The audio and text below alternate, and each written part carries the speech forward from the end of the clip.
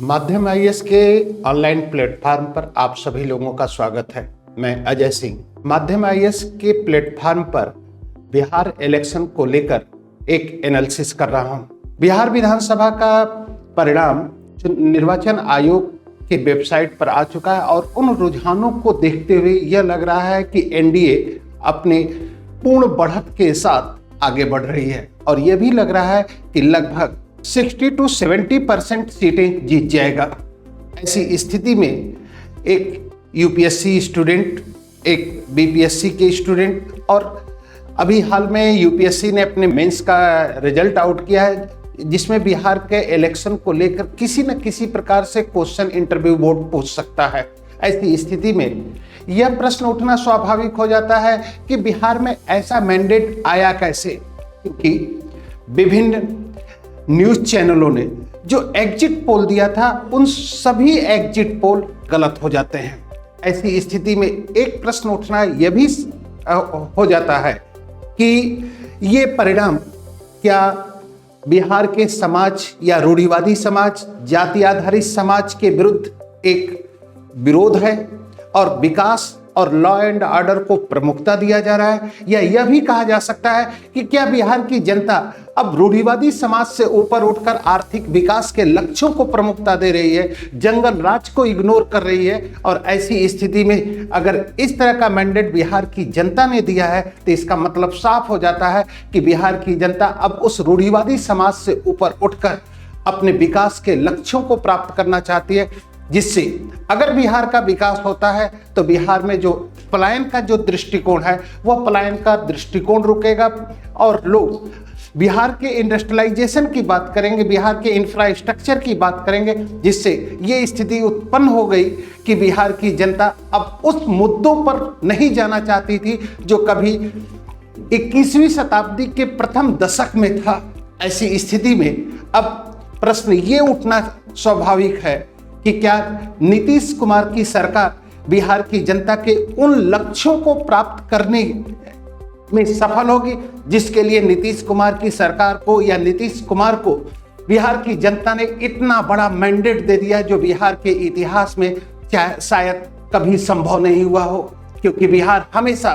चाहे प्राचीन काल से लेकर आज तक राजनीति का केंद्र रहा है। ऐसी स्थिति में जब बिहार का इलेक्शन डिक्लेयर हुआ और बिहार के चुनाव हुए, उस स्थिति में बिहार के चुनाव को लेकर राष्ट्रीय और अंतर्राष्ट्रीय स्तर पर एक चर्चा का केंद्र बन गया। विपक्ष की ओर से हमेशा सरकार के ऊपर गलत आरोप लगाए गए। निर्वाचन आयोग द्वारा निर्वाचन सूची को या वोटर लिस्ट को अपडेट कराने पर लेकर बिहार निर्वाचन आयोग पर आरोप लगाए गए। ऐसी स्थिति में यह स्पष्ट हो जाता है कि बिहार की जनता ने इन सभी आरोपों को गलत सिद्ध कर दिया और सरकार के उन कार्यों की प्रशंसा की और उस प्रशंसा के परिणाम स्वरूप बिहार की सरकार को अपना समर्थन दे दिया। ऐसी स्थिति में प्रारूप समिति के अध्यक्ष डॉक्टर अंबेडकर का वह कथन सत्य हो जाता है कि यदि किसी पार्टी को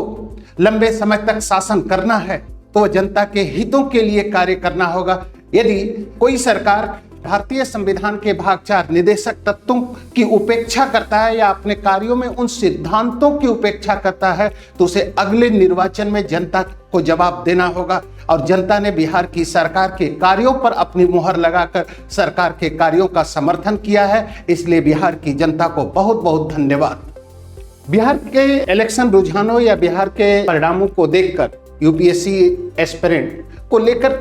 यह क्वेश्चन पूछा जा सकता है और पूछा भी गया है कि वोटिंग पैटर्न,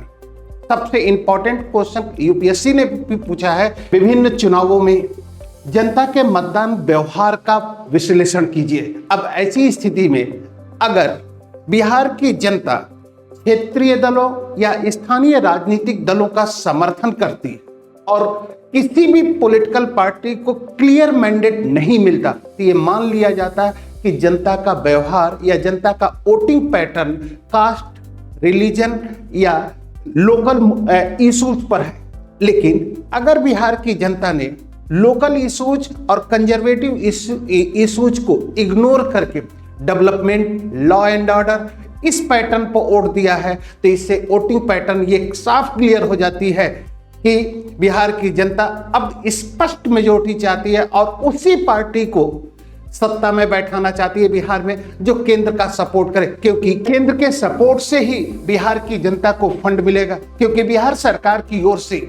कई बार केंद्र सरकार पर स्पेशल स्टेट के दर्जे की मांग की जा रही है, लेकिन जो बीएन गाडगिल फार्मूला के अनुसार बिहार के स्पेशल स्टेट के दर्जे को लेकर जो मापदंड बनाए गए, उस मापदंड के आधार पर बिहार सिर्फ एक पॉइंट को क्लियर करता है। ऐसी स्थिति पर केंद्र सरकार कभी भी बिहार को स्पेशल स्टेटस का दर्जा नहीं दे सकती और उस आधार पर बिहार में आर्थिक पैकेज के रूप में केंद्र सरकार बिहार को सपोर्ट करके बिहार के डेवलपमेंट में कार्य कर सकती है। बिहार इलेक्शन से एक क्वेश्चन पूछा जा सकता है कि क्या इतने इस क्लियर मैंडेट के को लेकर नीतीश सरकार केंद्र सरकार पर दबाव डालकर क्या बिहार को स्पेशल स्टेट का दर्जा दिला पाएंगे?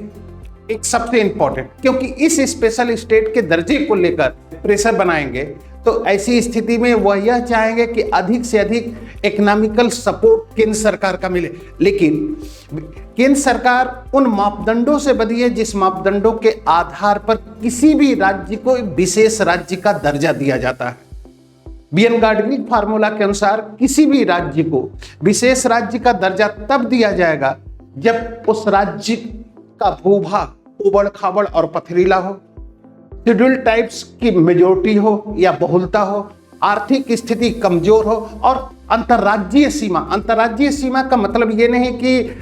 बिहार की बाउंड्री उड़ीसा या मध्य प्रदेश यूपी से लगे। इंटर स्टेट बाउंड्री का मतलब बिहार की सीमा किसी दूसरे राज्य यानी इंटरनेशनल लेवल के राज्य से अटैच होनी चाहिए और यही क्राइटेरिया सिर्फ बिहार पूरा करता है। ऐसी स्थिति पर कोई भी केंद्र सरकार